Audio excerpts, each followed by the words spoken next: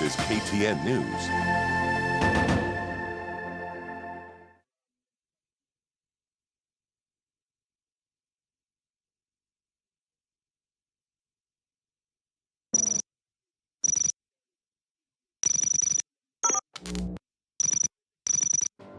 For close to 2 weeks, and attention now on the missing children. The whereabouts of 9-year-old Alan, 8-year-old Ryan, and the youngest 6-year-old Tiffany was turning into an anxious moment for the family. It was a nightmare for everyone. People had seen a young girl's body in a coffee plantation and told me that we need to go and see if she's the one. So they told us they're taking the body to Thika District Mortuary. We got there and waited for the body. And when they came, because now we hadn't seen how the kids were dressed, when we saw the body, I called the house girl and she confirmed that was the body. 2 more children were missing, but not for long and not too far away from the scene where that of the young Tiffany had been discovered. Funny enough, they were still in the vicinity of where we were searching. And those ones were they were actually not bodies. We collected bones. Because what was remaining of one kid, I think, was just a one leg. I think their heads had been cut off, the throats had been slit, because the head and the body were zilikuwa kando kando. And it's like they had been, maybe some acid or something corrosive had been poured on the body. I think there wasn't enough to pour on the girl, because the girl, only part of the face was disfigured. Maybe the acid got finished or something. And I think I can say that at that point we got some relief, because it was very depressing. And I think now we knew there's nothing else left to look for. Yani niseme ni ndoto nilikuwa nimeota yenye ilifanya nifikirie saa kumpigia hiyo Wednesday asubuhi. Juu tulikuwa tumeshikana na yeye hivi. Analia kwa ndoto sasa. Na ananiambia Esther, afadhali wewe hauna ile mali, lakini Mungu hajawahi kuachilia. Kuliko mimi niko nayo, lakini ni shida tupu. Kamuuliza ni kwa nini? Kaniambia hapana, hakuna. Kamuuliza kwa nini maniambia hivyo? Sasa ni kwa ndoto tu. Kaniambia hakuna shida. Nikamuuliza uko sawa? Na ni kwa nini nimesema hivyo? Sasa hebu niseme kwa ufupi, tuling'ang'ana kiasi. The 2-week-long search of a husband, wife and their children had come to a shocking end. Who had killed Paul Magu's wife and her children? Why did Paul take his own life? Why did this man turn against his own family and slaughter them? Was there a third hand in the killings? He was not a violent person. Hata tukichinja kuku, hata siku moja hajawahi kutukatia kuku shingo. Hata mimi wa leo siwezi kata. Na walikuwa wanachinjia mbuzi hapa kwa huu mti. Na alikuwa anaenda kwa barabara, anapiga simu, imekufa. Atarudi wakati mmechinja na imekufa. Hakuweza kuangalia mkichinja. Hata violence yoyote. Hata kwa TV alikuwa ananiambia mi violence. Mambo ya violence. I didn't see this coming. Never even thought anything like that could happen.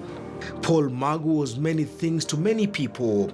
He was very naughty. He's a naughty boy. Hata mama yake alikuwa akiongea kama hana heshima.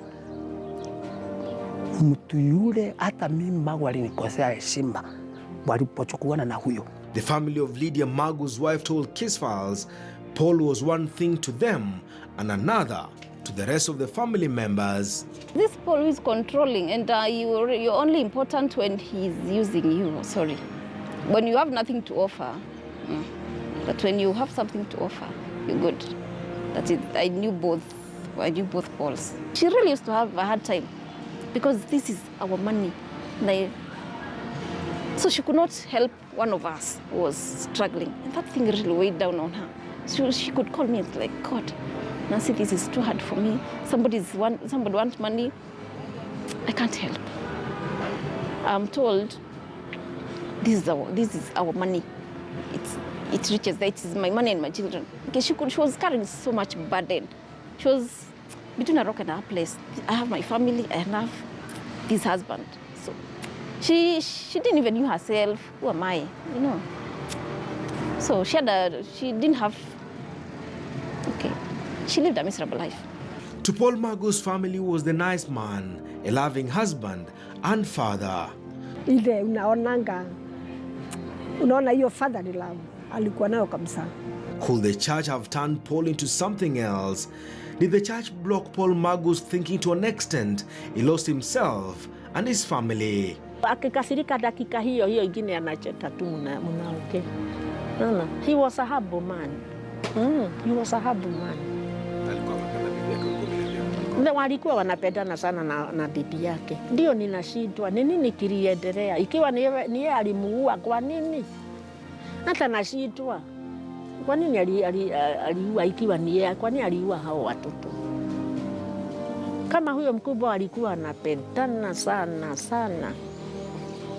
Hata ninauliza kama angeniachia huyo mkubwa tu. Kwa nini alidecide kuwaua wote? Paul Magu's mother believes there was more to church and between the son and his pastor. Kabla Magu hajakufa tena nikaletewa shida yake. Nikaona Magu amekufa na Wambui hakuenda kwa mazishi. Nikampigia simu nimuulize. Nilipopiga simu ikalia, hakuchukua. Kama dakika 10 nikasikia imelia simu yangu, nikachukua. Akanichekelea kicheko ambacho hata sasa ninakisikia kwa masikio. Sarcastically. They had stayed with that woman for about 8 years. Na 8 years sio kidogo. Yeah.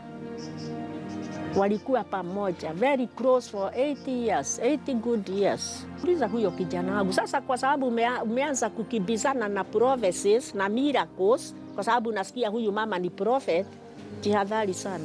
Hata mimi Magu alinikosea heshima walipochukuana na huyo mtu ule. Magu alikuwa akisikia sauti yake na Wambui peke yake. Wambui peke yake, hakuna mwingine. Hata bibi yake Lydia hakuwa akimsikia. But if indeed there was anything more than prayers between the two, where was Paul Magu's wife? How did this escape her? Sasa alikuwa na sense nini na alikuwa anajua tu yeye ni pastor. Angejua. Sasa angejuaje na anapewa room yake analala? It is still not clear who killed Lydia and her 3 children. What is clear, however, whoever did it wiped from the face of the earth a once peaceful and close-knit family. Sio huyo kijana angefanya mambo kama hayo. Kwa hivyo ningetaka na ninaomba Mungu, hata ikiwa ni hapa, Mungu tu usaidie tu siku moja nikiwa hapa duniani nijue ni nini kilitendeka. Looking back, it now makes sense to Esther why she was excommunicated from the church. It had nothing to do with disrespecting the church pastor and altar. Waliona kuna kitu nitagundua. Unaona? Waliona kuna kitu nitakuja nigundue. Na nikigundua hii mambo inaweza kuwa mabaya. So wakaona the best thing ni mimi niondoke. Waondoke. But it was an ingenious way of getting her out of the church's activities, remained shrouded in controversy. Paul Magu left behind a will and most of his property went to Pastor Ann Wambui and a neighbor. Because he used to be someone who was very generous. Even to the last days, I could still hear that he used to give a lot of food supplies to churches and people. I think he realized at some point that he no longer has money, he no longer has a job, he no longer can support himself or his family. And even going by the will that he left, that it's something of more of a brainwashing or something. Because in his will, he never even left anything. He left something very little to the family. The bulk of his property was given to this pastor. Mali yake sasa hakuna. Sasa naona na yeye alikuwa anasema mimi siwezi ishi maisha ya shida. Nimelewa na shida na siwezi rudi hapo. Na nikiona kabisa mali yangu inaisha, afadhali kukufa. So I think wakati alirealize mali yake hakuna sasa, imeisha, akaona hakuna lingine. I think ile alikuwa nayo siwezi kaa kwa shida, siwezi ishi na shida. I think hiyo ndio kitu ilikuja ndani yake. Kaona beta niende, na sitaki, siendi peke yangu, niache familia ikiteseka. Was it the church doctrine or Paul had become a victim of a con game in the name of God? And if indeed this was the case, why did he wipe out his entire family? He was a good man. He was a good man. Up until a point where he became too involved in church things. That is now where I think he lost it or something. I'm not saying church is bad, but I think he got involved in it too much. He forgot about that. He forgot about life, forgot about work, forgot about business and stuff. See, it was a terrible brainwashing, such as even what you have given to people who have not even been in the process of acquiring those things. It is not about being broke. It is about, I think he realized at some point that he's given out too much, even property and stuff. Anne Wambui was later arrested and charged in court with the crime of aiding Paul Magu to kill himself and an accomplice to the murder of Paul Magu's wife. The world might never know how Lydia and her children died or what they told their killers. The family hopes one day the truth behind the murders will be unveiled. Pengine haku anataka kuacha legacy, hatujui anyway. Lakini pengine siku moja tutajua ni nini kiliendelea. Yeah. Na ikiwa sio hapa mbinguni, tukifika mbinguni kama Mungu anaulizwa maswali, mimi hiyo ndio nitamuuliza ni nini kilifanyika. Lydia Magu's father and mother declined to grant us an interview. The two said they're yet to get over the horror incident that shocked the entire nation and dropped them off a loving young daughter. For now, the families will have to wait, which remains as mysterious as it was horrific. He loved God. That is what I can say. Magu loved God. Hebu watu waseme kile wanasema, lakini mimi ninajua alikuwa anampenda Magu. But answers that even they know might never come. Mom and Dad, I write this to you. I'm very grateful for you being my parents. You worked hard for me and sacrificed a lot for me and my siblings. I have left my children, Alan, Ryan, and Tiffany, with my friend Charles Mutuku, to look after them and educate them as his own. The little I had, I have also left to him for the purpose, because raising and educating them is not cheap. I hope understand. Kindly accept and bless that decision. It is for the best of the children.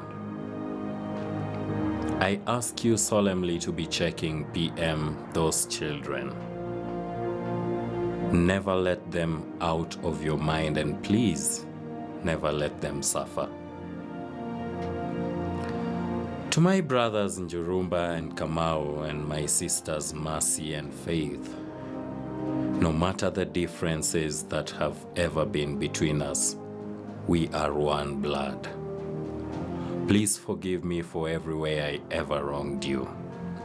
I have left my children with my friend Charles to look after them, because I think it's for the best. I have also willed to him the little I had for this purpose. Kindly accept this decision on my part and support it, and also support him as he raises my children. I also solemnly ask you, please watch over those children. Please be checking up on them. Do not forget they are your blood, and please do not ever let them suffer when you can help. Charles lives in this estate I live in. There is an ongoing criminal case against Anne Wambui before a court of law. The courts are unlikely to determine what exactly led to Paul Magu to wipe out his entire family, if at all it was the man behind it. For his family, the story of Paul Magu is a chapter yet to be closed. Case files, My Family Forgive Me, is still a case open. Denison Sarigo for Case Files.